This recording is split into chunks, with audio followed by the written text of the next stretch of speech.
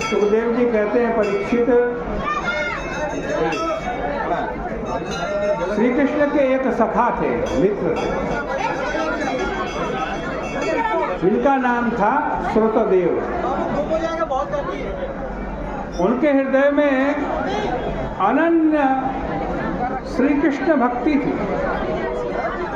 वे पूर्ण मनोरथ, परम शांत, ज्ञानी और विरक्त थे। विदेह देश मिथिला में रहते थे और ऐसे सदग्रस्त थे कि अपने आप जो कुछ मिल जाता था उसी से वो निर्वाह करते थे, किसी से कुछ मांगते नहीं थे। ऐसा प्रारब्ध उनका था कि प्रतिदिन खाने पीने भर की चीज़ें उनके पास आ जाती थी और उन्हीं से वे संतुष्ट रहते थे। इसके अतिरिक्त और कुछ वे नहीं चाहते थे। उन दिनों मिथिला के राजा थे बहुलाश्व। जिस राज्य में श्रुतदेव जैसा ब्राह्मण हो उसका राजा भी पवित्र हो जाता है। जैसे श्रुतदेव वैसे ही बहुलाश्व, दोनों निरभिमानी, दोनों अच्युत प्रेमी, ब्राह्मण और क्षत्रिय दोनों एक साथ मिलकर के उन्नति करते हैं।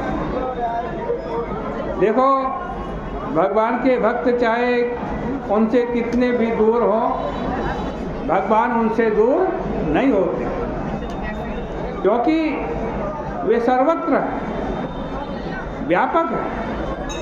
इसलिए भगवान कृष्ण राजा बहुलाश्व और श्रुतदेव की भक्ति से परिचित थे। श्री कृष्ण स्वभाव से ही ब्राह्मण्य है। उनके जीवन में यह बात देखने में आती है कि जो वेद शास्त्रों का चिंतन करते हैं, मनन करते हैं, अध्ययन अध्यापन करते हैं, अनुष्ठान करते हैं, उनके प्रति उनका बड़ा सम्मान है और उनको वे देवतुल्य मानते हैं। फिर ऐसे लोग यदि त्यागी और तपस्वी और विरक्त हो तब तो कहना ही क्या। अतः भगवान श्री कृष्ण श्रुतदेव और बहुलाश्व पर प्रसन्न होकर के उनको दर्शन देने के लिए विदेह देश की ओर चले गए। उन्होंने अपने साथ नारद, वामदेव, अत्रि, वेदव्यास, परशुराम, असित, आरुणि, बृहस्पति, कण्व, मैत्रेय, च्यवन और मुझे भी ले लिया। मार्ग में पड़ने वाले सब नगरों में भगवान की तथा उनके साथ हम सब की सेवा पूजा हुई, सत्कार हुआ। दर्शन करने वाले स्त्री और पुरुषों को बड़ा आनंद मिला और उन्होंने भगवान तथा महात्माओं के उदार हास और निरीक्षण का रसास्वादन किया। उन सबको अभयदान देते हुए भगवान विदेह देश में पहुँचे। वहाँ की सारी प्रजा उनके दर्शन के लिए टूट पड़ी।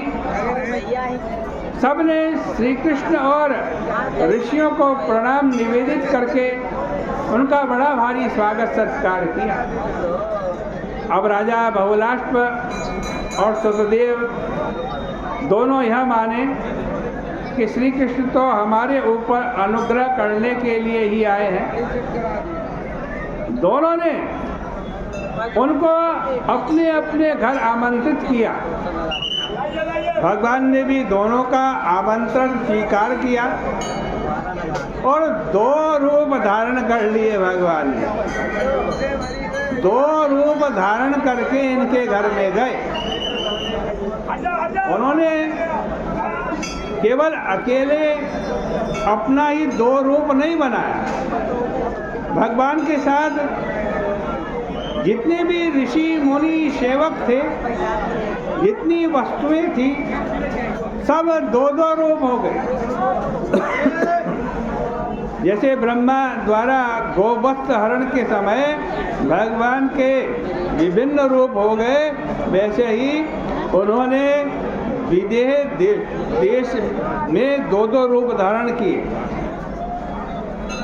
बस अंतर केवल इस बात का हुआ कि राजा बहुलाष्प के घर में तो भगवान कई दिनों तक अतिथि बनकर के रहे, लेकिन श्रुतदेव को केवल एक दिन के आतिथ्य की प्रतीति हुई, जो बहुलाष्प के 28 दिनों के आतिथ्य के बराबर थी। इसका आप अनुसंधान करके देख सकते हैं। श्रुतदेव के यहाँ जो केवल एक दिन भगवान का स्वागत सत्कार और सत्संग हुआ, उसमें न तो दिन मालूम पड़ा और न रात मालूम पड़ी।